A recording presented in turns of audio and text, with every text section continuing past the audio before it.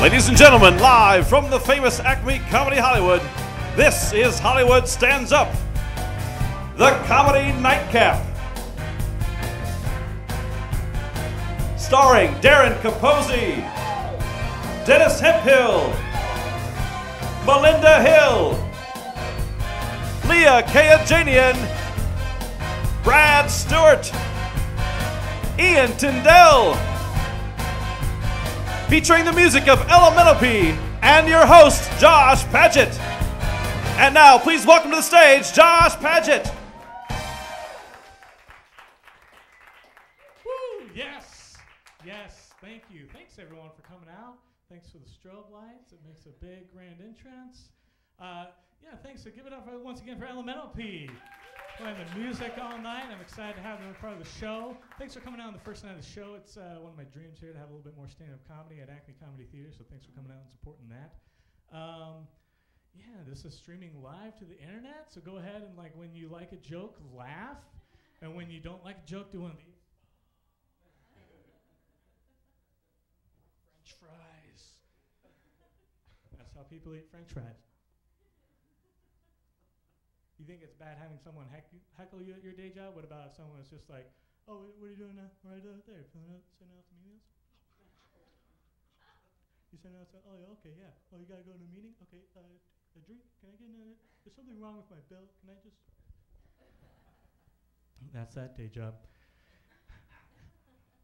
Fantastic. Did anyone, I don't know if you guys ate next door, but they have great, Italian food next door, and it reminds me of one of my favorite Italian restaurants, the Olive Garden. Does anyone here love the Olive Garden? I love Olive Garden because none of the food there ever stops. There's no end. Everything there is endless. It's not even a buffet, because at a buffet you have to get up and go get more. Here they just bring it to you. You never even have to think. It's like when you go to a buffet, you're like, oh, I'm going to load up now because if I make more trips, I'm burning more calories. I need to conserve. This $10.95, I need to get the most of it. Not at Olive Garden. They're like, would you like more breadsticks? It's almost a duel between you and the wait staff that they keep bringing you breadsticks until your gut or human shame force you to stop. Oh man, Olive Garden. They have those ads. I love the ads for Olive Gardens because they're like, it's pasta days at Olive Garden. You serve pasta every day. And every day pasta day? Like, no, this, and they make up stuff. They're like, it's pasta jetty. It's like, really? What's pasta? I've never heard of that. I've never heard of pasta jetty. It's like, it's a ravioli made into a lasagna with spaghetti baked into a large salad. I don't think that's real. I've never seen that on any other menu except for at Olive Garden. They're always happy that they know how to see. You guys don't like it because you're comparing it to like a real Italian place like next door. But like, if you just appreciate it for its endless qualities, like that's a lot of bread, and I love that about it because then they're always like they're bragging like we know how to cook Italian food. Every year we send one chef to Italy. And they learn authentic Italian cuisine. Then they come back and tell 2 other chefs. And those 2 chefs tell 2 other chefs. And those 2 chefs tell more chefs. And pretty soon, at least one restaurant in your region has one chef that's heard of Italian cooking. It's fantastic. I love it. There goes the Olive Garden sponsorship for the show. Right there. Blowing off sponsors. How about Subway? Did anyone eat a $5 footlong from Subway? They brag about that $5 footlong, but really like a foot-long loaf of bread, that's a lot of bread. That is a lot of bread. Like if you just had a dinner where you had like some meatballs and marinara sauce and like a side salad, you would not eat that much bread. But when they put it on the bread, then you feel compelled to eat a lot of bread. Like I don't feel like that's helping the $5 footlong sandwich. It's a lot of sandwich. Anybody trying to lose weight by eating a foot-long sub sandwich? No? Well, like, what were you eating before that? That's what I wanted. Like, you've got to be dedicated. You're over at the Olive Garden every night getting pasta shetty. I'm trying to lose weight. I've lost 15 pounds on a diet. Yeah, okay, that's right. No, don't clap. That's not enough weight to merit a clap. I haven't even gotten like anybody to notice that I've lost weight. Like no one's like, hey, you losing weight? Looking pretty good. None of that. In fact, someone did say that like one time I was hanging out with a group of friends and they're like, it looks like you've been losing weight. What have you been doing to lose weight? And someone else in the group went, he's not losing weight. He's eating foot-long sandwiches all the time. That guy lives at the Subway. Oh, man, I think that Subways would be more popular if there were Subway restaurants in the Subway, right? Because, for one, who knows where the nearest Subway restaurant is, right? It's right down the corner. Of course I know. It's right. It's 2 blocks away. Come on, people, you know. But where's the nearest Subway, like, station where you could get on a train? That's like 2 miles away, and it only goes to Long Beach. So you could go to a Subway restaurant and be like, I want a $5 footlong, and add on to my meal for $1.25, a trip down to Long Beach. I can make a day of this. That would be good because that would give you time to eat the sandwich and then feel like you did something with your life. You went down to Long Beach. But then the problem is you'd eat all that bread and then fall asleep on the bus, and you don't really want to do that ever. That's a bad idea, falling asleep on the bus. This is the thing about me, I take the bus a lot, and to prove it, I've fallen asleep on the bus. You gotta be comfortable. Like none of you are falling asleep right now. But I've fallen asleep on the bus before, and a friend took a picture of me on the bus asleep, and I was like, he's like, I got you, embarrassing. I was like, how about you, lousy friend, keeping me entertained on the bus? Horrible. I'm trying to lose weight by going on the Atkins diet. Like 10 years after that fad ended. And I haven't lost any weight, but I've learned a lot about myself. Like I've learned what food I crave the most. Like I haven't had any carbs in a long time, except like nothing phases me. And it's not like fettuccine Alfredo or chicken parmesan or ice cream or chocolate. What I crave the most is cereal. Specifically and shamefully Hexagrains, Ralph's brand Chex knockoff cereal. If I walk down the aisle, and it's at the end of the aisle because you know they have like the good cereals, like Golden Grams and all that stuff, like prominent display, but at the end of the case there's like the homeless cereals that are just like in the plain boxes, and Hexagrains is one of those, and I see it and I'm like, oh, Hexagrains. Oh, man. And I caved just one time. It was real bad, and I ate a whole box of Hexagrains in one night. Like, you know that joke, or like college dare of like, you can't drink a gallon of milk in an hour. It's like, no, you can't, but you can eat a gallon of milk and a box of Hexagrains in about 15 minutes. That was my evening. Oh, man, that's fantastic. Ladies and gentlemen, let me introduce your first comic for the evening. He's a good friend of mine, clearly. I don't know if you guys have seen him, but he has recently been on Fox's The New Girl and hosts a Style Network show, and he's also a voice on StarCraft 2. Please welcome to the stage, DARREN KAPOZZI. Yes.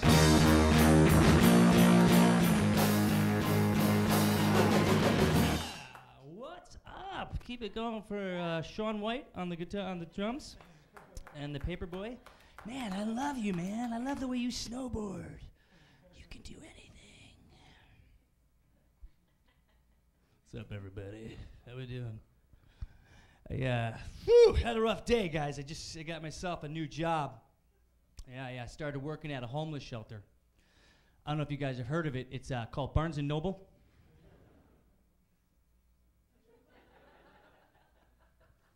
Three people love them.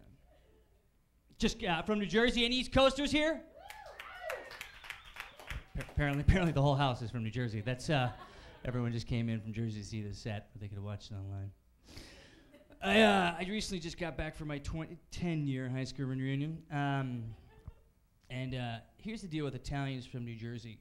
we can't remember any specific date that happened in our life unless our sports team did something that year. So, like, I was at the reunion. I was like, hey, Vinny, how'd you meet your wife? He's like, how'd I meet Vanessa? Let's see. It was Game 7 World Series, Yankees versus Arizona. Mariano was having the fucking hardest time closing. Next thing I know, it's a bloop single over his head. Bada bing, bada bang. Arizona wins the World Series. I'm at a strip club. That's where I met Vanessa.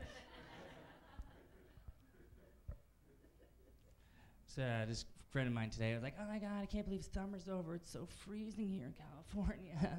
It's freezing. I was like, summer's over? I never thought we had any seasons here in California. I'm from New Jersey. Do you guys know how cold it gets in the wintertime in New Jersey? This is how cold it gets. I'll give you an example. You'll drop your house keys in the snow and be like, fuck it, I'll get a new place. I'm not even gonna try it. Not even gonna go there. At my reunion, man, everyone's got a baby, you know, everyone's showing their pictures and stuff. By the way, can we stop putting our babies' photos on Facebook as our profile photo? Can we stop doing that? John, you do that, right, dude? That's yours. That's weird and it's creepy, bro. It's weird. And my friend, like, everyone was like, at the reunion, she was showing me her baby. She's like, look at my baby, it's a miracle. Look at her, she's a miracle. Oh my God, it's a miracle. I was like, a miracle? First of all, it's not a miracle if I know how it's done, okay? And second of all, I did some research. I went on this thing called Google and I looked it up. You know how many babies are born a second around the world? 5! That's not a miracle! It's not a miracle! You wanna know what a miracle is? It is my 23-year-old girlfriend coming home at 2 a.m. with an 8-ball Coke and 2 of her slutty sorority sisters kicking open the bedroom door and saying, we're gonna fucking party or what? That's a goddamn miracle! It's also a fantasy of mine to have a 23-year-old girlfriend. Anyone got tattoos? Cool, no one cares. Any questions over here? Cool. I think tattoos are getting at I love it. This guy's like, shit, I'm gonna have a burger in between sets. Sit and eat between. It's cool, bro. What's up? Do you speak English, man? It's cool. I got 7 minutes. I should stop talking to you. I think tattoos are getting out of hand. I think people are confusing tattoos with journaling. It used to be simple back in the day. I was watching that show, Inc., and this big Italian Guido guy's like, oh, what's this on my side? Well, that's a picture of the Golden Girls senior season 1 through 5. This back here is the word beach because I go to the fucking beach on the weekends. This here is my grandmother. She died in the 80s. That's why it says, I ain't afraid of no ghost.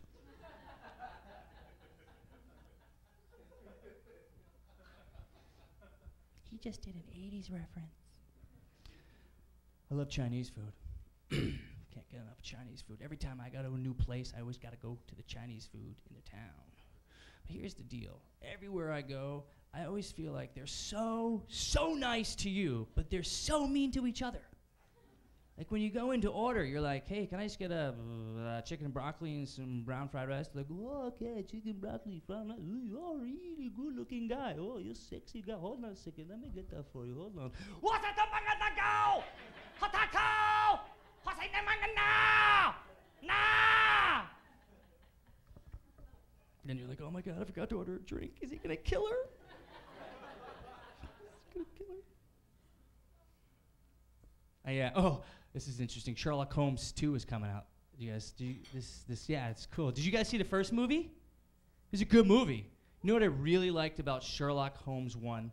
How faithful it was to all the kickboxing I remember in the books growing up. Not many people saw Sherlock Holmes. Not many people saw it. I ran the New York Marathon. Thank you. It was awful. I didn't train. I just did it because I'm a Rocky fan. But running the New York Marathon is like doing the evolution of man chart in reverse. Okay? You start off cocky. You're there, and they were playing Eye of the Tiger, and I was punching people like, come on, let's do this. Doing really weird stretches like, I'm going to fucking crush this. This is how you rock and run? Let's do this. And I was judging people like, that fatty's not going to make it to mile 3, you pig. Then it starts, right? And by the way, I had my name in white bold right across my chest because I wanted people to cheer me on. So we're going through Brooklyn. They're like, looking good, Darren. I'm like, you fucking know it. And we're going, keep it going, Darren. I'm like, come on. I was doing the electric slide. It's electric through the fucking thing. Come on. Then you hit mile 10. And you're like, okay, I'm feeling good, you know. I can do this. You start focusing, you know. And then you hit mile 15, and half my face went numb down with fear, and I could only answer with one word. They're like, keep it going, Darren. I was like, thanks. You're looking good, Darren. Thanks.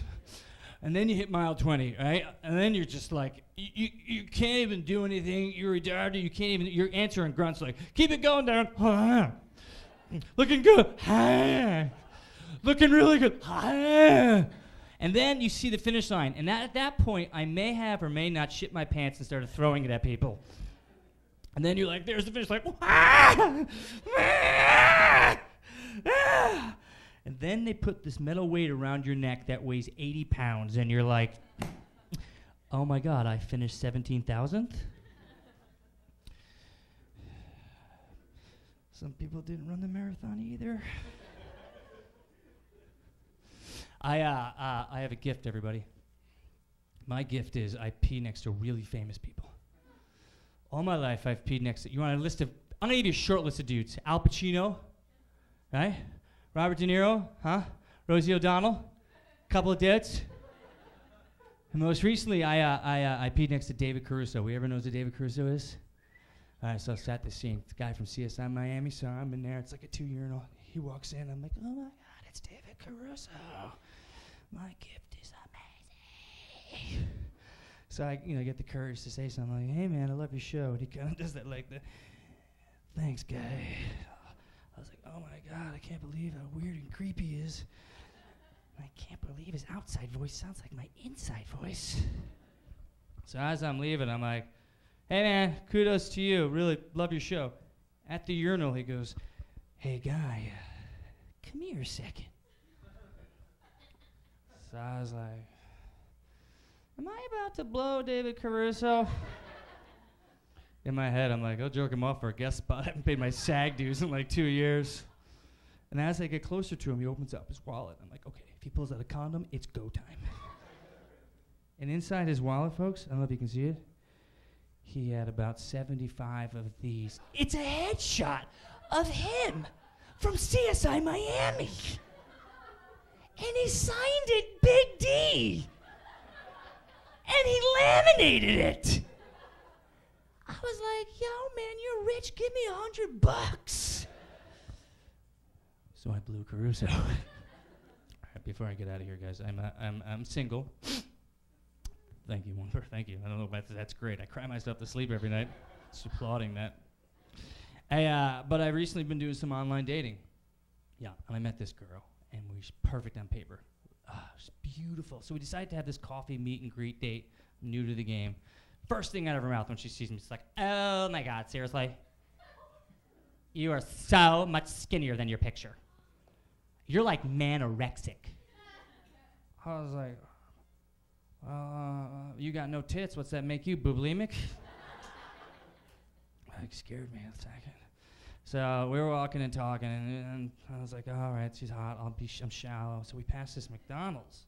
I'm like, well, do you want to go in there real quick? They got real. She's like, oh my God, seriously? Don't tell me you go in there. That's such the deal breaker. I was like, I think the deal breaker is when you call me manorexic. But I was like, no, I don't go in there. That's no, not me. She's like, seriously, what's even on that menu? I was like, I don't know. Hamburger, cheeseburger, double cheeseburger, quarter pounder, double quarter pounder with cheese, Big Mac, bacon tasty with cheese, filet of fish, McChicken, McRib, premium chicken classic sandwich, grilled at crispy, premium chicken club sandwich, grilled at crispy, ranch snack wrap, grilled at crispy, honey mustard snack wrap, grilled at crispy, southern style crispy chicken sandwich, plain. Happy Meal hamburger, Happy Meal cheeseburger, Happy Meal 4-piece chicken McNuggets. I made this Mighty Kids Meal 6-piece, Mighty Kids Meal double cheeseburger. I made this French fries, small, medium, large chicken McNuggets 4 6-piece, chicken selects 5 3-piece. You know. Yeah. Sometimes I like to get a salad though. Premium chicken classic salad, grilled crispy or plain. Premium bacon salad, grilled crispy or plain. Ranch salad, grilled crispy or plain. If it's a hot day, you can get a drink: Coke, Diet Coke, Sprite, High C Power, order Dasani, or and coffee and ice. sometimes I'm an early riser, you know. I like to get breakfast, English muffin, sausage, muffin, egg, biscuit, bacon, egg and cheese, biscuit, sausage, hotcakes, and sausage, scrambled eggs. I'm anorexic, so I try to stay away from the dessert, fruit and yogurt parfait, kitty cone, apple dippers, chocolate chip, a thick shake, vanilla chip, a thick shake, strawberry, thick McFlurry, McFlurry cookie, apple pie, McDonald's cookies. It's what's on that menu. But yeah, thank you. Yeah. Then she's like, oh my God, seriously? You work there? I was like, no, Burger King, Whopper, double Whopper, triple Whopper. Thanks, guys. That's my time.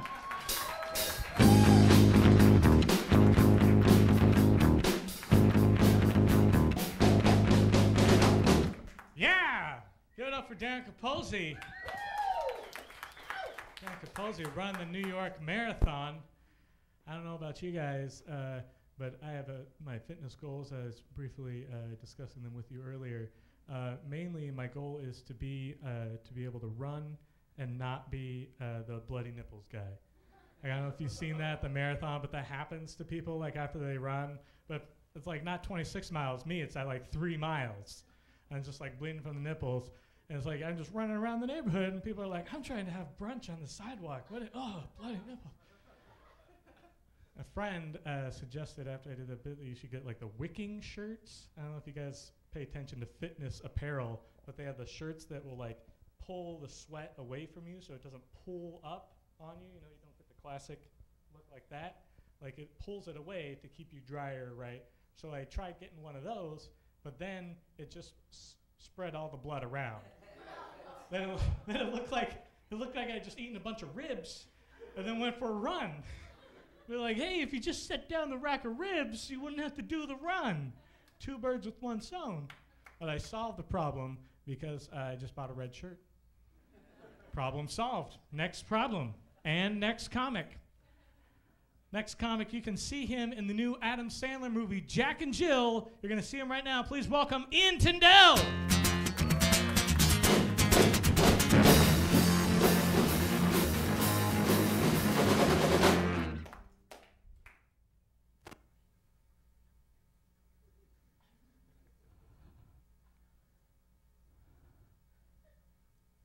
Can you guys see me right now? I'm standing completely still. Can you see me? If you can't, say something. This is getting weird. Yes? Okay, okay, thank you. All right, thank God. So I did that for 2 reasons, guys. I know that was strange, but the first reason is that I wanted to just make sure that this wasn't an audience of T-Rexes. It is not, so good. No one's going to be eating anyone else tonight, or at least not in that way. And I don't want to cock-block anyone here. And the second reason that I wanted to do that is because I wanted to prove my old 4th grade nemesis, Daisy Tompkins, wrong. I'm not invisible. Bitch. Glad you guys laughed at that and didn't take the time to think about the fact that I'm a 27-year-old man still harboring resentment for a 10-year-old. It's nice. I have a grievance to start off with here, guys. And the grievance is this. I want to go to a doctor at some point and have a cool diagnosis. I never get that.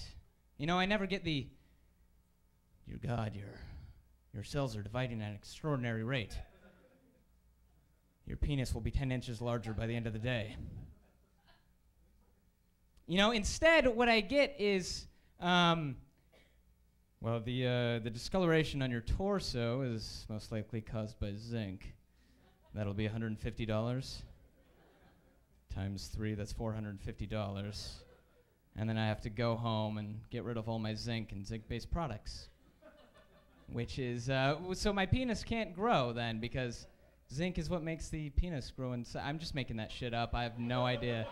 People are going to be like, really, zinc? Like fucking rubbing zinc on their penis now.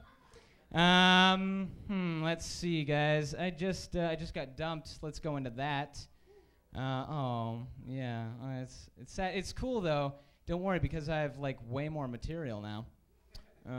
So I've got jokes. It's like a gift now to a stand-up comedian to be getting dumped. It's like if Jesus got dumped and, you know, his girlfriend gave him resurrection pills for the breakup. And thus ends the religious portion of my stand-up set tonight. So saith the Lord, Genesis chapters 3, verses 14 through 28. In the name of the Father, the Son, and the Holy Spirit. Ye pluribus unum, amen. Basically what I'm getting at is that getting dumped sucks, guys. It really does. It really does, especially when you're in a long-term relationship, because all of a sudden you have to like change shit around. You have to change your routine around. Like there are jokes I can't tell anymore because of this, you know? Like I used to have that old standby joke. You guys have probably heard it, but it goes, you know, like, hey guys, what's the deal with waking up in the middle of the night from a nightmare and turning over to see the woman you love lying peacefully next to you and having that bring peace into your heart, and then you close your eyes again and you go back to sleep, and then the content of your dreams has changed because she got to you on a subconscious level. Am I right? Who's with me? I guess that's not so much of a joke as it is just a memory of when things were awesome. I feel like that's probably the world's saddest joke. Like all I really need to add to that joke would be like flies on my face and Sally Struthers standing next to me asking for 30 cents a day, like, and then it would just be perfect. Then I'm doing well though, guys. I am. Despite that joke, I did go through a time of depression though. I got to the point where it was the type of depression where I started looking at the expiration dates on the box of condoms at a supermarket, you know, and be like, December of 2013. Well, that's not enough time to get through that 3-pack, you know? I mean, to me, it was like trying to buy a gallon of milk that's going to expire in an hour, you know? It's like, that's physically impossible. You cannot drink milk in an hour. You're going to throw up. So drinking milk in an hour was the same as getting through 3 condoms in 2.5 years. You know, I'd also have the moment, like, I really had an emotional moment again at the supermarket. I should just stop going there. But I found myself in the tampon aisle, and I looked around and was like, I will never be inside another woman ever again. You know, so I got sad and jealous and envious. And none of those things are what the tampon aisle should be bringing into my system. It shouldn't be bringing me confidence and happiness. Either it really should be a non-emotional moment when I'm there. The only thing I should be thinking is, I am lost. This is not where the jelly is. I want to make a sandwich. Where am I? Well, this has led me to a realization, and I'm going to leave on this. But it's the same question that I ask every time I go through a breakup. And I'm going to pose this as a question to the women in the audience. But why do you always want to be friends after a breakup? What is this? What is the, you know, we can't have sex anymore. Okay, but I've got an idea. Let's go to Yogurtland once a month and just talk. How about that? Let's just talk about... No. If you want me to feel better about this, if you really do want me to feel... then offer me something that's actually going to make me feel better. Something cool, something fucking awesome, okay? Like a treasure map. Now, some of you guys didn't get that because that's a weird thing for me to say. But hop along on this journey with me, and I'm going to tell you why that's fucking awesome. Okay? I would have loved for my girlfriend to come into my house and say, hey, you know how my father just disappeared a couple of months ago? Well, I was in his attic rummaging around through his stuff when I came across a strange-looking scroll. Now, upon unwrapping the scroll, I did discover upon it a map to where you say to Lincoln's Gold. Now, you know how my father was always ranting and raving about this, but we always turned our heads the other way because we thought it was a myth? Well, just as I discovered this most ancient of secrets, a group of strange men dressed all in white burst into the house shouting and yelling about the location of the map. Now, just as they came through the attic door, I leapt through the window onto the roof of my neighbor's house, rolled down to the streets below, bullets whizzing overhead, cars chasing me, dogs barking. I came straight here now. We can't fuck anymore because I have some emotional issues and you're a little needy, but it's not you, it's me. Would you like to have this? Yes, I would fucking love to have that. That would be awesome. I'm going through some shit right now, but when I come back from my adventure, we'll go to Yogurtland and we'll talk about shit. My name's Ian Tindell, guys. Thank you very much. Have a good night.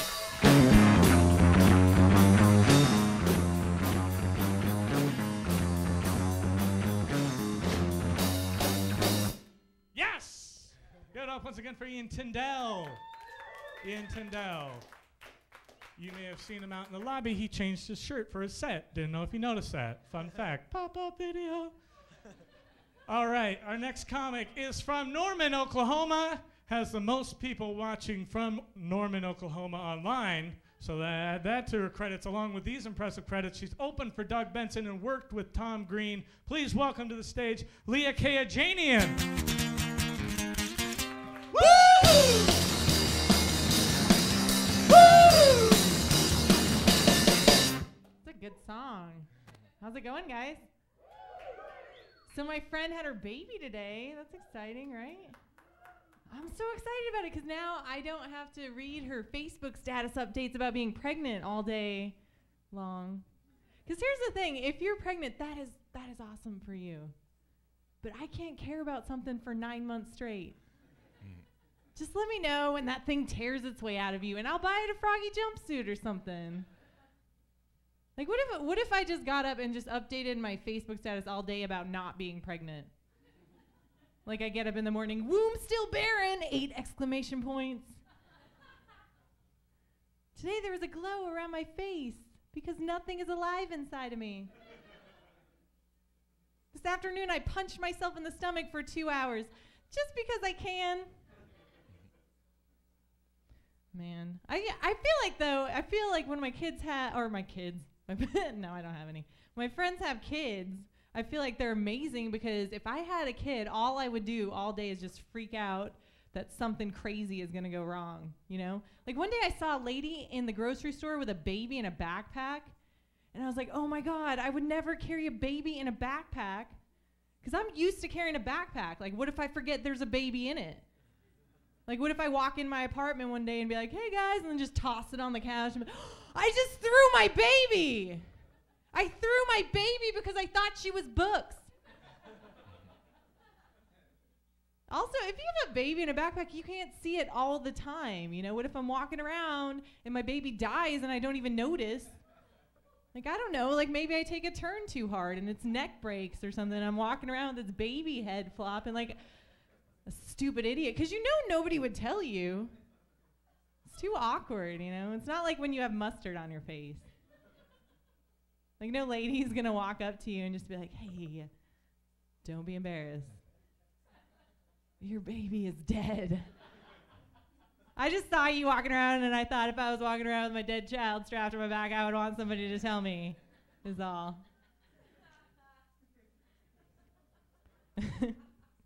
I like it, people don't like to laugh. They're like, no, don't see me laughing at that.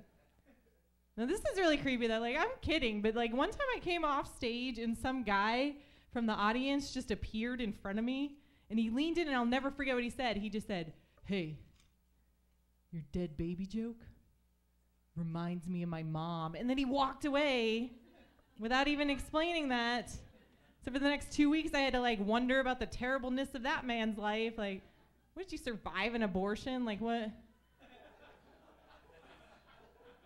God. Every time I think about having kids, though, I think about my best friend, Rocky, who is like 32 years old and has lived with his mom his entire life. Okay, and his mom is really cool, but like she's just done with us, you know, because we used to sit over there and we would drink, and then the next day we would like just sit on their front porch and smoke cigarettes and talk about the night before. And like one day we were out there, and this is so funny, Rocky had a string coming off the side of his pajama pants, and he was going to burn it off with his lighter, but he couldn't get the lighter to work, you know, so he was just like, flick, flick, flick, poof. His entire pair of pants went up in flames. I swear to God, it was like 1 second, Rocky is totally not on fire. The next second, Rocky's a Salem witch. Oh my God. Like they were the most flammable pants ever. I think that they were made out of gasoline and Bible paper. It was like they tried to make them like they were in a meeting and they saw all these linen prototypes and they're like, no, I've told you 1,000 times we want them to exacerbate any fire emergency that might come up. Take them back to the lab. By the way, how is that shirt that attracts stray bullets coming?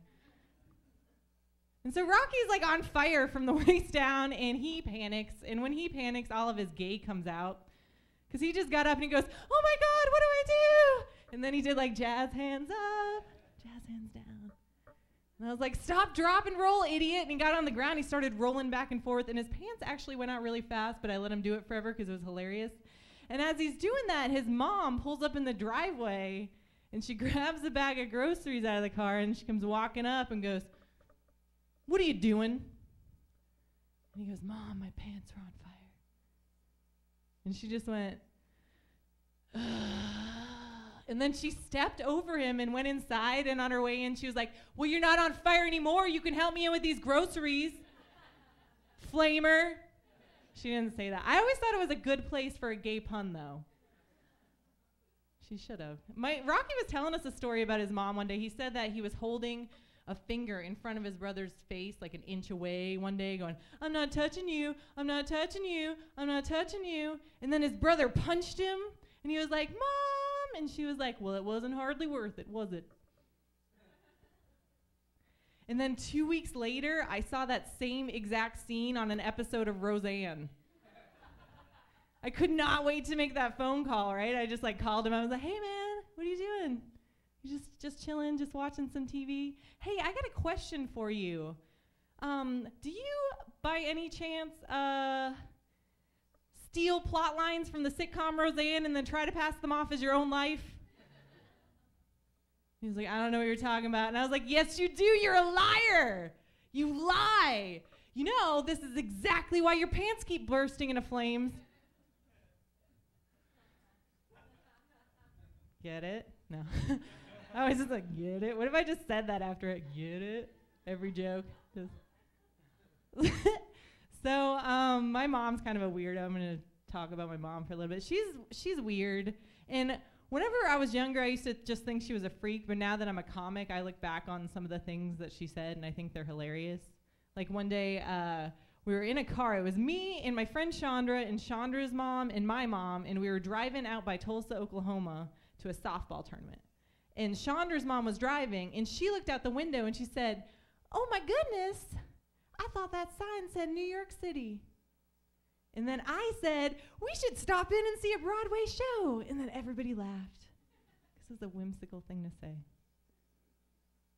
And then Chandra said, "We should go check out the Empire State Building." And everybody laughed. And then my mom said, "We should go to Central Park and get raped by a crazy man." And only she laughed. That's a fucked up thing to say.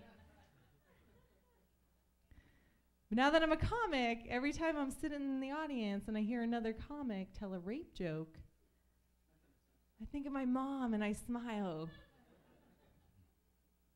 And then after they're said, I walk up to him and I say, "Hey, man, your rape joke reminds me of my mom." And then I walk away. Thank you, guys. I'm LEAH, KAYAJANIan.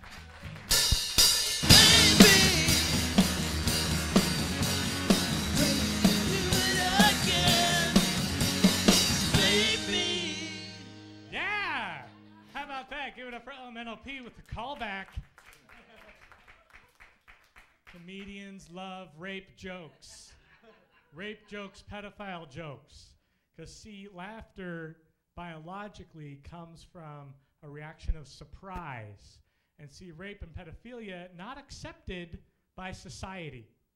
Not ours. Not in America. So when a comedian talks about it on stage openly and brazenly, then it's funny. Because that's not, you don't normally talk about that kind of stuff. Yeah? I don't know if you noticed, but LEAH has a tattoo that says Veritas on her arm. I don't know if you guys noticed that. And people with tattoos, every tattoo has a story, but people, they don't want you to guess the story. Because I asked her, like, what's the story behind that tattoo? Now, I'm not smart by, like, at least my college's standards. So my reference was the name of a coffee shop in my hometown was Veritas. So it's like, "Did you used to work there?" Like, "No, I'm from Oklahoma City. Didn't you read the card I filled out? Jerk." Oh. Next comedian has, you like that? You like that? Funny segue. Yeah, I get it. "Oh, I was at the mall the other day." No, you weren't. Do your joke. Not my joke. That's not even my joke. That's another comedian's joke.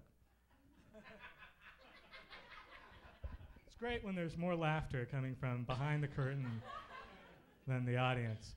The laugh that you just heard is the man you're about to hear is set. He is a regular opener for Joan Rivers, so please give a warm welcome to Brad Stewart. Slam! Da-da-da-da-da-da. Let the boys be boys. Slam! Thank you. That's exactly what I requested. Brings back college days. That band is that old, and so am I. You can tell by my hairline. Get it for Josh Paget, your host. Has no problem stealing Daniel Tosh jokes. No problem at all. Yes, I am one of Joan Rivers' regular openers, so I am a pretty big deal. And I just got fired from my waiting tables job, so that brings you right back down to earth. Because the Joan Rivers work is awesome, but it's not consistent enough where I could quit my day job, so it just quit for me, so that was nice. And my boss is one of my best friends, so that's, and I've never been fired before in my life, so I was fired by one of my best friends, so that makes it extra special. I wasn't even mad at her. I'm like, yeah, you're right. I'm like, you call one table a bucket of cunts, apparently you have a bad attitude. All right. I just waited tables for too long. I'm 37, and I started waiting tables when I was 19. So there's a lot of anger built up over those years. Because I don't know what people's IQs drop for some reason when they walk into a restaurant. Like the restaurant that I used to work in had, it was in Venice, and it had outside seating and inside seating. And I can't tell you how many times this would happen. A couple would walk in from outside. I'd be like, hi, would you like to sit inside or outside? And they'd be like, what's it like out there?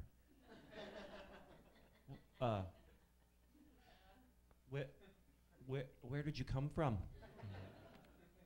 Were you beamed off the Enterprise? I mean, you were like just there, like 2 seconds ago. Tell me what's like. You tell me. I want to know now. Tell me, what was it like out there? Tell me.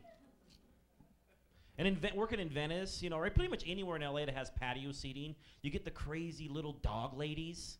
You know, I love dogs, but there's a certain, like, where there's unhealthy attachment going on. Like, there's a lady who used to come into the restaurant, and she'd be like, I don't have my wallet because she just brought me here. She just wanted to come here. Oh, you're fucking crazy. And this lady would order for her dog. She would just come in for her dog because her dog brought her there, apparently. They communicated. And her dog, and she would go, she wants a side of grilled chicken. Well done. She likes it well done. I'm like, really? What else she likes? Her own shit. If you could actually, you could bring a whole chicken with fucking feathers in it, it would eat that shit too. You're nuts. I just can't handle that. There was a crazy woman that used to come in there too, just like this wild-eyed kind of person, you know? You're like, oh God, I got, of course, my section. What the hell? And they're like, this is like, they would do like breakfast on the weekends till like 2 in the afternoon. And she came in and she's like looking around at other people's stuff. And she's like, well, what's that guy having? I'm like, that he's having the trout. I'll have that. What's it come with? Like, she's not even looking. I'm like, what is?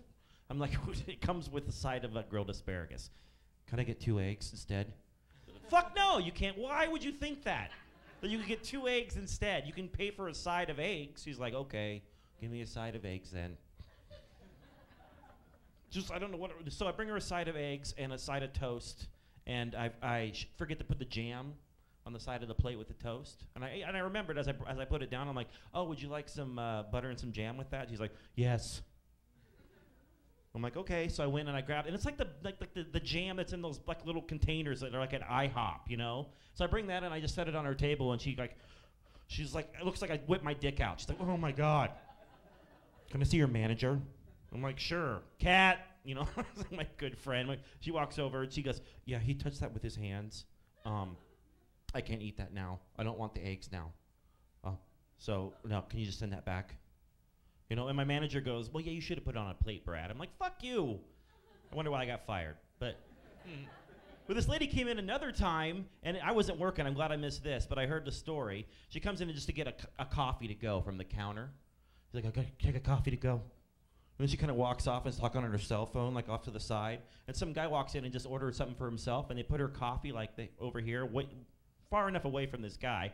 Totally normal-looking guy. She comes in, looks at the guy, and goes, looks at her coffee, looks at my friend that was working, and goes, can I get a new coffee? I don't trust people being near my food.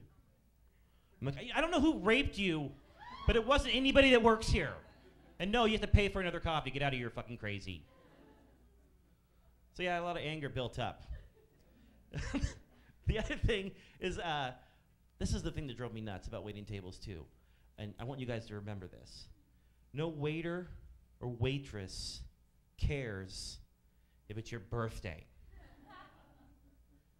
I don't know when that became a wacky, zany gag to do to your friend or loved one, but if you're the waiter, it sucks.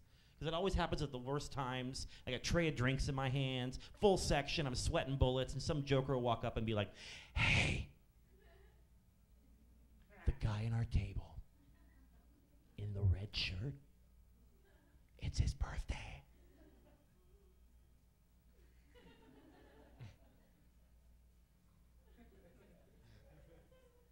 I just want to be like, hey, I don't give a fuck. He's your friend. You sing to him. I don't have a problem with singing, though, just singing happy birthday songs. Especially like in LA, you would have every waiter, like, it would be like you have to ask people to sing with you. We got a birthday on table 12. No, fuck you, not singing, no. But you get one person that's like really into it, that's like going like, oh, happy birthday. I'm like, fucking settle down, Karen. I know you want to be on American Idol, but table 3 is not going to make that happen for you. Would you relax? You're making it embarrassing for all of us. But I love music, though. Like, music is my favorite thing in the world. So, you know, if popular music just drives me crazy. I don't know what happened to pop culture. I call it poop culture. Seriously, what happened? Katy Perry, that's one of our stars now. Katy fucking Perry. Like that California Girls song, how obnoxious is that song? Like, it really sounds like it's just a bunch of wasted, drunken California twats sitting around singing about stuff around them. You know, like Steve Carell and Anchorman, like I Love Lamp, like, you know, like we're California girls. That's right, girl. We're unforgettable. Daisy Dukes, bikini on top. What's that? The lyrics of that song too. Sun-kissed skin, so hot we'll melt your popsicle. No, it doesn't work on any level, that thing. Because, you know, if they're talking just, you know, like literally. It's like, hey, what's going on? Oh, fuck! Oh, ugh. It's a hot summer day. I was going to enjoy this popsicle. No, your sun-kissed skin melted it all over my hand. No, I'm not turned on. I got a sticky popsicle hand. Fuck you. I got to go now. Wash my fucking hand. You know, but he's obviously talking in metaphors. So what else could a popsicle be? So your skin's so hot, you're going to melt my cock. Pass. Is the melted popsicle option still available? Because I'll take that now. You know, thinking when she first came out too, that I Kissed a Girl song, that was the most obnoxious. That came out in like 2009. Like, I kissed a girl, and I was like, oh, it's so provocative. No, it's not. You ever heard of Madonna? It's not provocative at all. 2009. If she wrote I Fist a Girl, maybe that would be a little provocative. Thanks, one clap for a fist joke, and it was a girl. You guys should be embarrassed. But also, that song is only a song like a girl like Katy Perry could get away with singing. You know, there's guys that experiment in their life. They're not gonna write a song about that, or no one's gonna be into it. It's like, I blew a guy, didn't like it. I'm filled with shame and regret.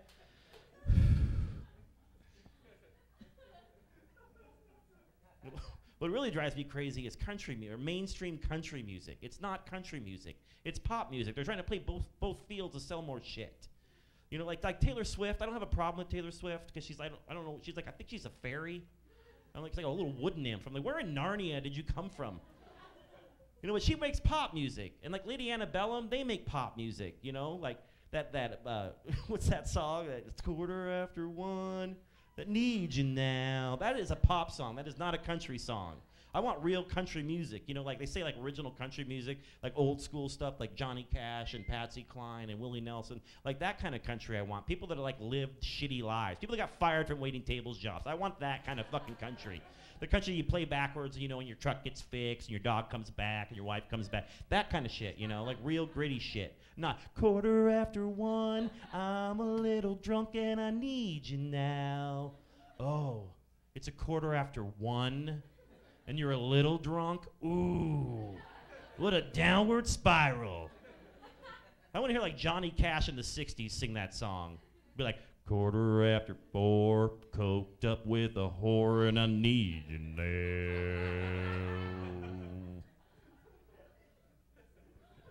Or like Carrie Underwood isn't really country music either. Like Carrie Underwood, I thought she was adorable when she was on American Idol because she was like, I'm from Oklahoma, y'all. You're your next American Idol. Bing. And she goes from that to that angry like girl getting back at her cheating boyfriend, that before he cheats song. And you hear that song, it's like, took my key into the side of his pretty little suit. Whoa, whoa. You keyed someone's, that's what high school kids do. I carved my name into his, whoa, you carved your name? That's what serial killers do. I took a Louisville Slugger to both headlights. Carrie, stop it. Put the Louisville down. You've successfully made this cheating asshole a sympathetic character. I feel sorry for him, and I'm happy he dumped your psychotic ass.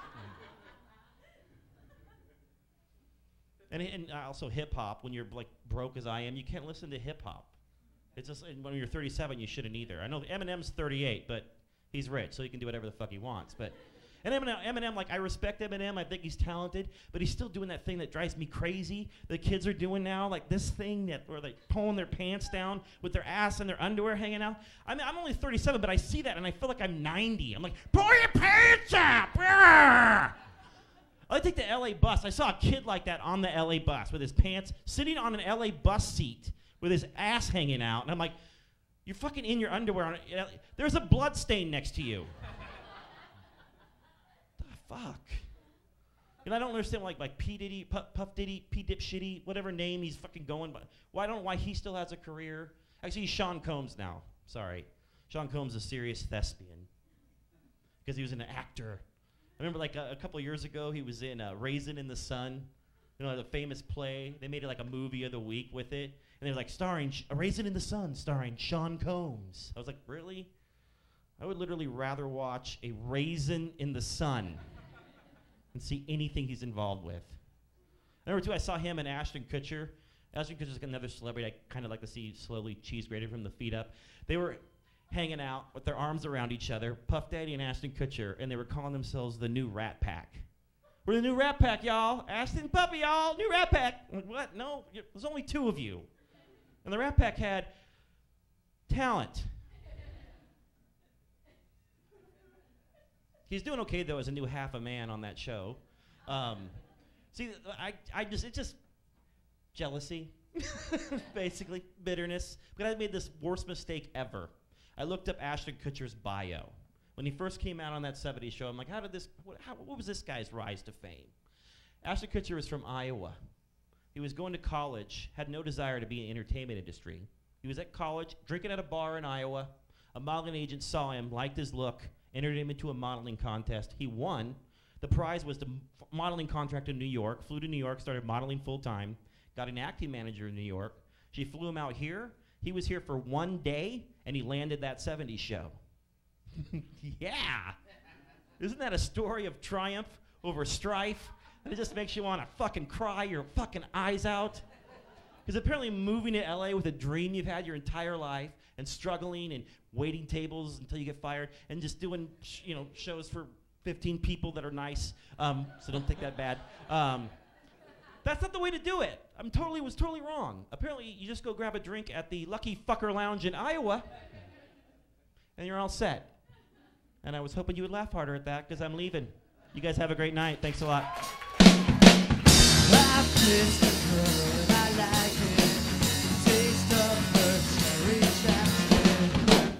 Yeah, keep it going for Brad Stewart. The walking stand-up comic, Entertainment Weekly, that you'd like to read. Keep it going. Your next comic, you've seen her on The Late Late Show with Craig Ferguson, Reno 911, Nick Swartzen's Pretend Time. Please keep it going for Melinda Hill.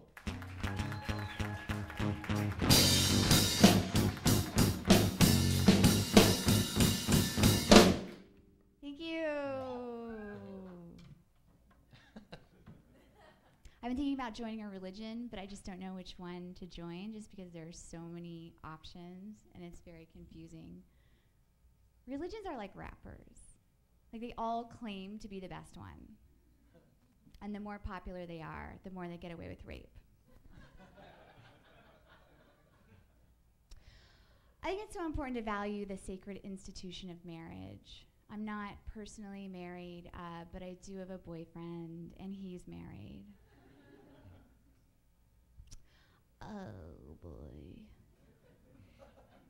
A lot of people have a personal motto, personal creed. I guess my personal creed is no matter how bad things are, they would definitely be worse if a Creed song was playing.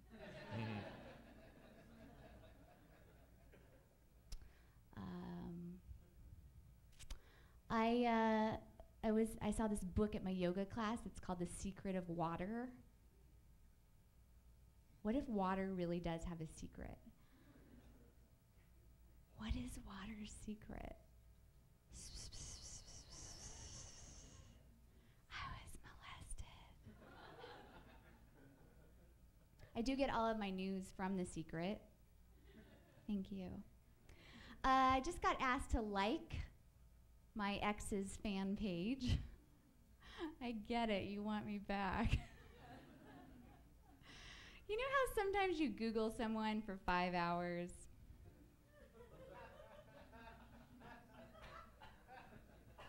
But listen, guys, I'm interested in really connecting with people organically, you know? And I'm starting by drinking organic breakfast wine.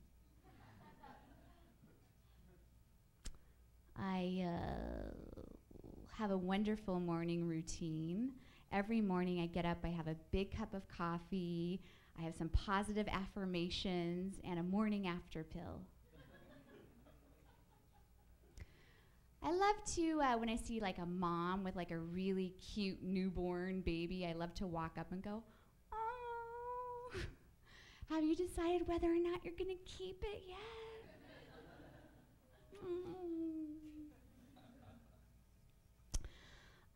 When I was 11, I started a business. Thank you. It was called Beta, Babysitters Available in the Area. It wasn't very successful, but it did lead to other businesses that also weren't successful. A lot of times people are like, "Oh, you're a comedian, you must be a tortured soul." And I'm like, yeah, if by tortured you mean abused.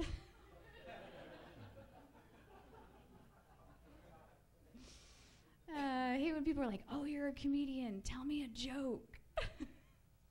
That's like meeting an off-duty magician and being like, "Hey, cut a lady in half."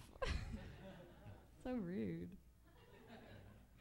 I like to play a game when I go to Trader Joe's called "Which Cashier is Gonna Talk to Me the Least?" Have you guys been to this Cafe Gratitude on Larchmont? Okay. There's a restaurant in Los Angeles that serves like organic, hippy-dippy, delicious food, and it's all named affirmations like, "I am wholehearted," "I am fulfilled," and when they serve it to you, they say it back to you. They go, "You are wholehearted. You are fulfilled." And I was thinking that'd be great if they like really knew what was going on with people, and they were like, "You are bitter and angry. You are dying of loneliness. Let me know if you need anything." I went to see Prince at the Forum. Did anybody see that show? Amazing, right? Wow, what a performer. So inspiring.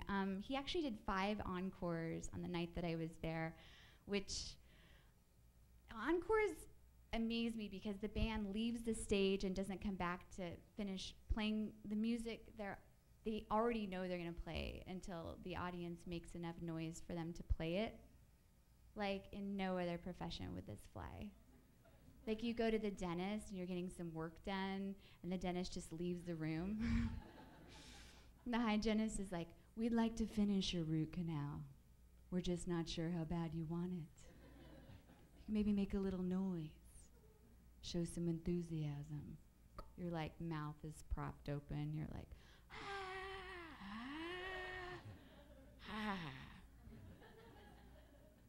She's like, "That's great, but the dentist can't hear you." So yeah, so he did like 5 encores. So then I was curious. I went home and Googled him, and actually he's a Jehovah's Witness. Did you guys know that?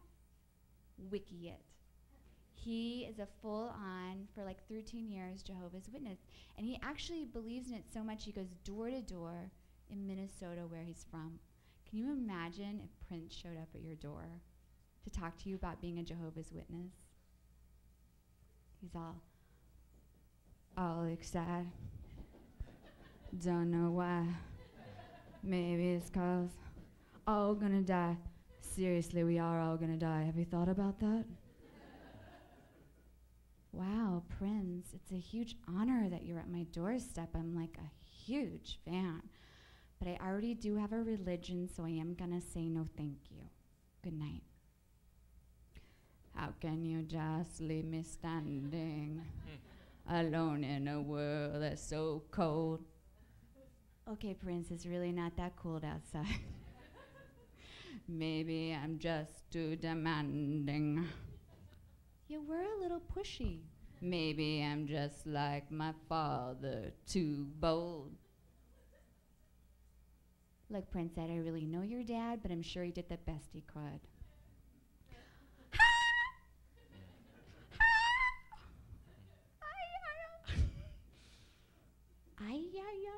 Okay. Did recently get a new car. Thank you. I did have a 90 Corolla. It had almost 300,000 miles on it, and my mom's like, I sold it to the state, but my mom's like, why did you sell it to the state? You could have sold it to someone. Like, Mom, who's gonna buy this car? Imagine, like, I go put it on Craigslist, people come over, I'm like, it's a great little car. What can I tell you?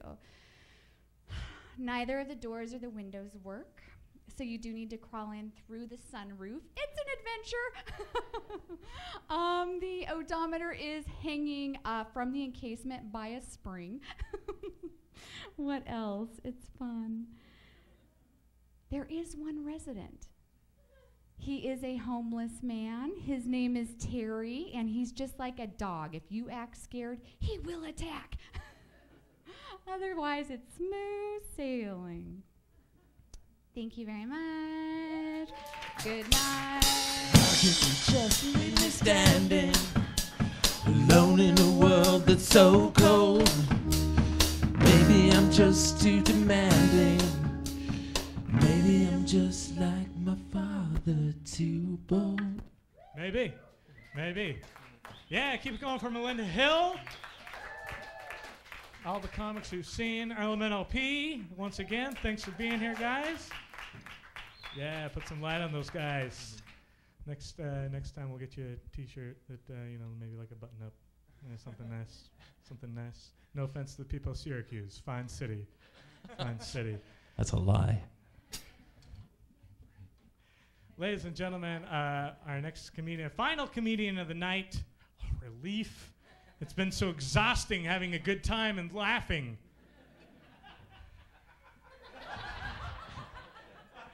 Again, the backstage.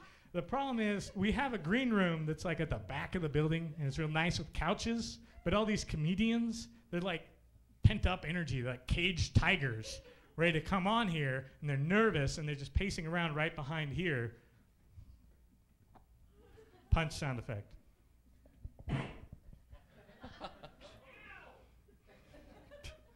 All right, our next comedian regularly runs Room 5, which is right next door. He's having a comedy Kool-Aid every month.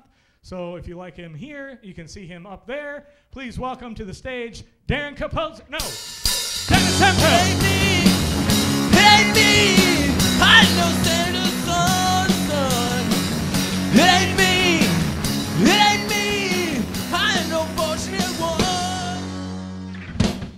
Woo! All right, what's up, guys? High five. Nice. All right, feeling good. Okay.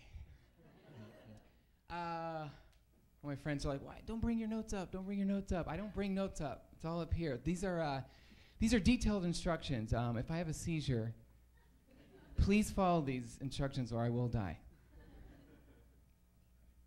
Okay. Thanks for not totally laughing, because I mean it's serious. Hey guys, how are you? Anyone in here? I want to get controversial. Can we get controversial for a second? Okay. Anyone in here believe in ghosts? Anyone? Okay. I'm here to tell you ghosts don't exist, Sherry. I don't know if that's your name or not. Ghosts don't exist, and this is why. Because anytime you ever hear of a ghost story, what do you hear? You hear like some weird story about some creepy kid from the 1800s, like looking for his mommy, right? Or like some weird woman in white that's like standing over your bed in the middle of the night, you know? It's bullshit. It's total bullshit. I'll believe in ghosts the day I hear a ghost story about someone walking in on a ghost from the 1980s, just coked up, jamming, just never gonna give you up, never gonna let you down, never gonna set us round and their tongue gets weird because it's all numb from the cocaine. You don't hear that, do you? You ever heard of an 80s ghost? You should. What causes a ghost? A tragic death, right? So theoretically, we should have a shitload of 80s ghosts just everywhere, just never gonna give you up, wake me up before you get, can I just get to my car, 80s ghosts, please? I just want to get to, can we just put all the 80s ghosts somewhere, like in a corral of some sort? You know what I'm talking about? That's what I'm talking about. Great, thanks. Now I've got to figure out how to make you laugh louder than that, because that had nothing to do with me. I mean, I started it, but still, right? Anyone in here drive tonight? 5 of you. The rest of you, hot air balloons, jet-packed, or just parachuted in? Good for you. Good for you. I drove here tonight. I'm in the minority. And I was driving, and I saw a tire that was blown out. That's scary, right? Because what do? Does anyone know when a tire blows that you like pump the brakes, or no one knows? Just look out, right? Well, I kept driving because I wasn't here yet.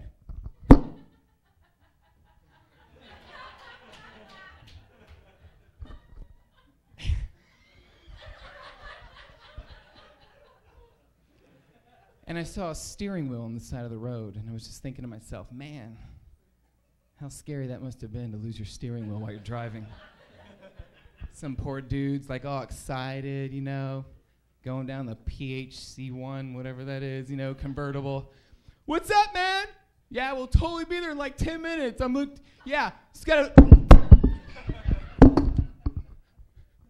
Hey, I just lost my steering wheel.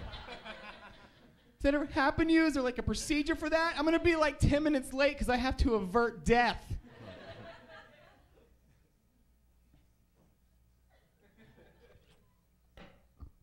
Anyone in here have cats? Yeah, okay. I have 2 cats, and I hate them so much. I hate them so much because all they do is they eat, poop, run around, eat, poop, run around, and they never let me pet them. I'm just like, please? They're just like, no, please just let me pet you once. Just once, you're so soft and furry. That's not, I own you. Let me pet you. So you know what I did? I just stopped feeding the little fuckers. And now it's great because they just lay there, you know, they're very lethargic. You can just, pretty kitty, pretty kitty. They try to hiss, but they can't. That's when you know you got them, for sure.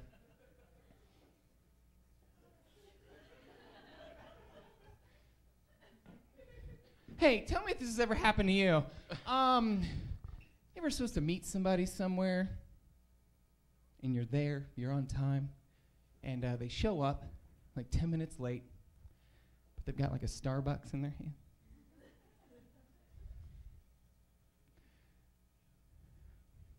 That's pretty lame, right? Or worse yet, like you're there, you're on time, and they call you, and they're like, hey man, what's up? I want to be like 10 minutes late. Sounds similar to the other thing, doesn't it? But you know where I'm going with this. I'm like 10 minutes late. I'm going into Starbucks. Do you want me to get you anything? And I want to say, yeah. Get me one of those like non-fat, triple B on time, do what you say you're going to do. Grow up lattes.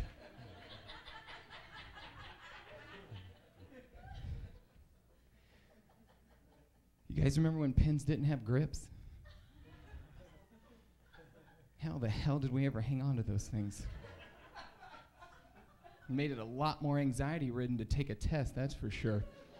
Oh, I know this one. I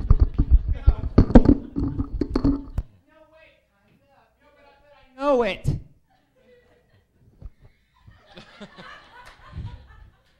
If I could just hold on to it, I know this answer. Made it a lot more like less prestigious, you know, back in the day when signing a bill went into law. Right? Does that make sense? Today, I feel confident that our country can move forward. I'm going to sign this bill into law. It's a new beginning. Pen? Thank you. Okay, damn it! I look like an idiot up here. I'm the president of the damn United States. You guys put some glue on this, or what is that?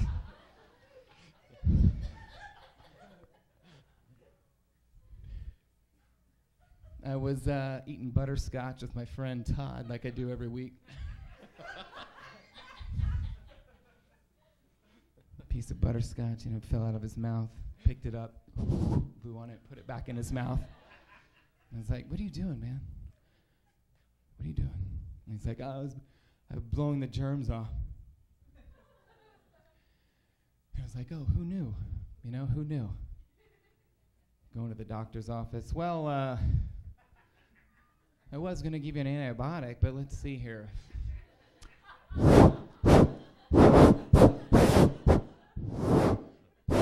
Could you turn around for me? Thank you.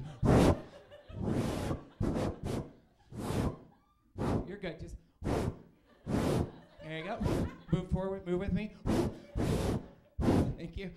Wash your hands before you go. Just be careful. You ever? Why are you guys on stage? What are you doing? Get down there. What is going on right here? How did they sneak up here? That is good. You guys, that was stealthy. We brought up the whole table and everything. They didn't even know we were on stage.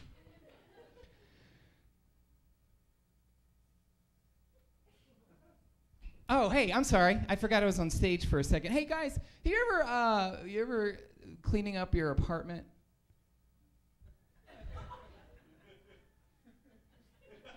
Hater. I'm gonna wait for my time. No. I fucked this joke up. Because I don't. You ever cleaning your apartment up, you know, and you've got something in your hand, you pick something up, you know, you got it there, you got it right here, right? You're walking around, cleaning, and you almost drop it, right? And you're like,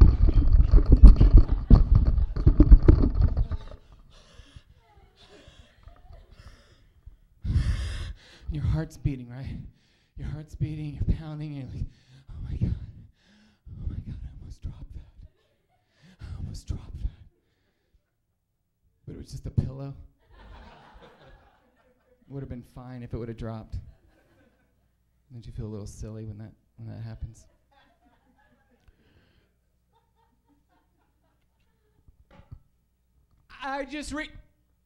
Oh, hey.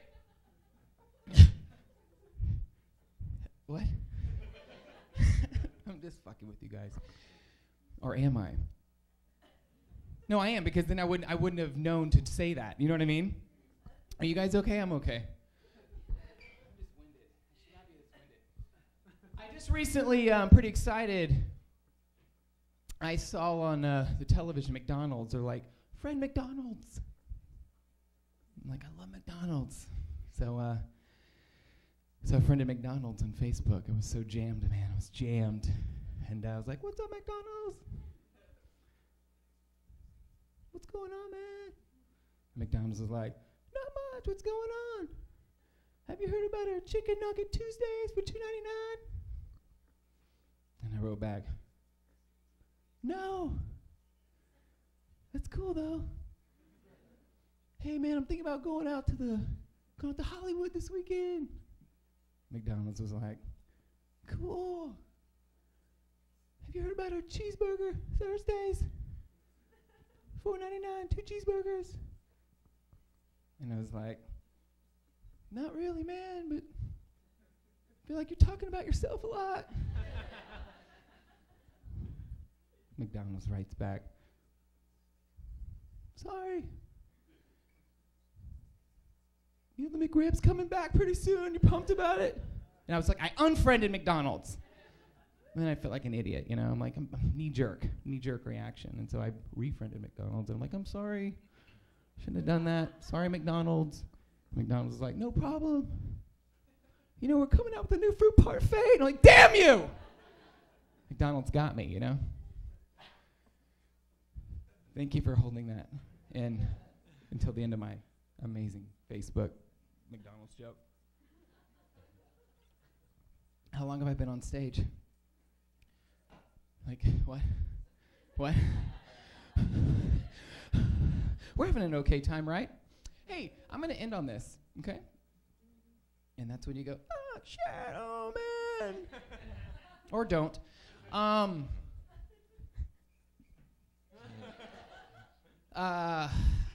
want to know the worst knee injury I've ever had in my life? I've played sports, believe it or not. And this is the worst knee injury. This is what I did to get the worst knee injury of my life. I swear to God, and this is exactly this, the speed and everything. Ready? God dang nightmare. Isn't that weird? And this was my second knee injury, one of the worst pains. And this lasted for like 3-4 months. And this was my second knee injury. And this is how fast I got it, my right knee. Oh, I think it's under the bed. Oh, my God. Oh, that hurts so bad. Oh, what did I just do? Look at that. Look at that. Little physical comedy for you? You like that? Okay. I'm going to end on this. You guys ever seen those crazy videos where, like, people parachute out of airplanes, but their parachute doesn't open, but they survive? You ever seen that? It's happened. That's good. Yeah, I guess that's a good, you know. That's insane if you think about it. Their parachute doesn't open, they hit the ground, and they survive. You know, it takes like 3 minutes to get down, you know? That's a long time to think about things, you know what I mean? So I was thinking about it, and this is, I guess, what I feel like it might have been like for that person. Woo! I'm totally doing this! Okay, here we go, go. Woo!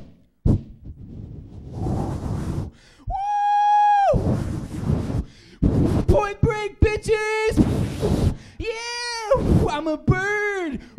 Yeah! This is amazing! Oh my God! I'm so free! Okay, here I go.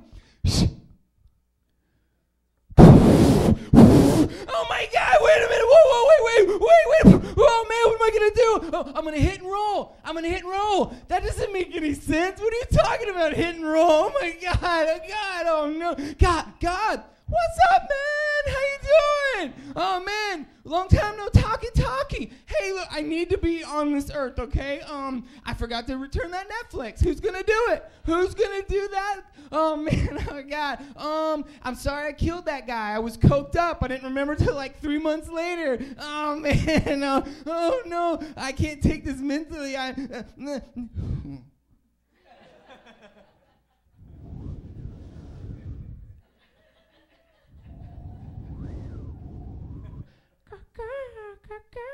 Oh, what is that? Oh my God, are you serious? Oh no, okay, hit and roll. Hit.